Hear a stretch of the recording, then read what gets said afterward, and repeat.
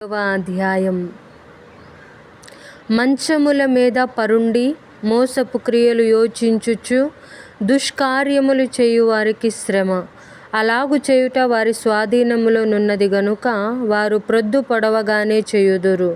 వారు భూములు ఆశించి పట్టుకొందురు, ఇండ్లు ఆశించి ఆక్రమించుకొందురు. ఒక మనిషిని, వాని కుటుంబమును, ఇంటి వానిని, వాని స్వాస్థ్యమును అన్యాయముగా ఆక్రమింతురు. కాబట్టి యెహోవా సెలవిచ్చినదేమనగా, గొప్ప అపాయ కాలము వచ్చుచున్నది. దాని క్రింద నుండి తమ మెడలను తప్పించుకొనలేకుండునంతగాను, గర్వముగా నడవలేకుండునంతగాను ఈ వంశమునకు కీడు చేయనుద్దేశించుచున్నాను. ఆ దినమున జనములు మిమ్మును గూర్చియు బహుగా అంగలార్చుచు సామెత నెత్తుదురు. వారు చెప్పు సామెత ఏదనగా, మనము బొత్తిగా చెడిపోయి ఉన్నామనియు, ఆయన నా జనుల స్వాస్థ్యమును అన్యులకిచ్చి ఉన్నాడనియు, మన యొద్ద నుండకుండా ఆయన దానిని తీసివేసెనే అనియు, మన భూములను తిరగబడిన వారికి ఆయన విభజించి ఉన్నాడనియు ఇశ్రాయేలీయులు అనుకొనుచున్నట్లు జనులు చెప్పుకొందురు. చీట్లు వేయగా యెహోవా సమాజములో మీరు పాలు పొందునట్లు నూలు వేయువాడొక్కడునూ ఉండడు. మీరు దీన్ని ప్రవచింపవద్దని వారు ప్రకటన చేయుదురు. ప్రవచింపని ఎడల అవమానము కలగక మానదు.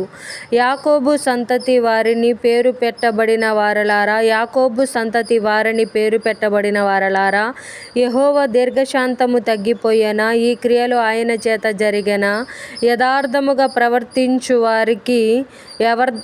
యథార్థంగా ప్రవర్తించు వానికి నా మాటలు క్షేమ సాధనములు కావా? ఇప్పుడే గదా నా జనులు శత్రువులైరి.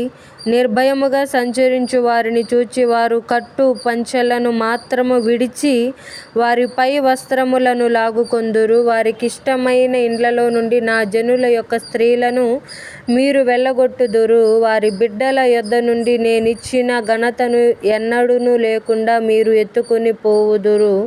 ఈ దేశము మీ విశ్రాంతి స్థలము కాదు. మీరు లేచి వెళ్ళిపోవుడి.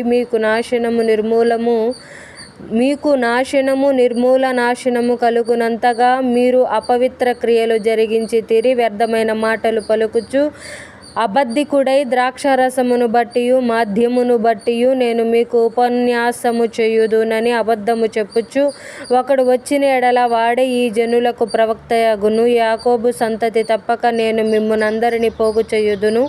ఇశ్రాయేలీయులలో శేషించిన వారిని తప్పక సమకూర్చుదును. బొస్రా గొర్రెలు కూడునట్లు వారిని సమకూర్చుదును. తమ మేత స్థలములలో వారిని పోగు చేతును. గొప్ప ధ్వని పుట్టునంతగా మనుష్యులు విస్తారముగా కూడుదురు.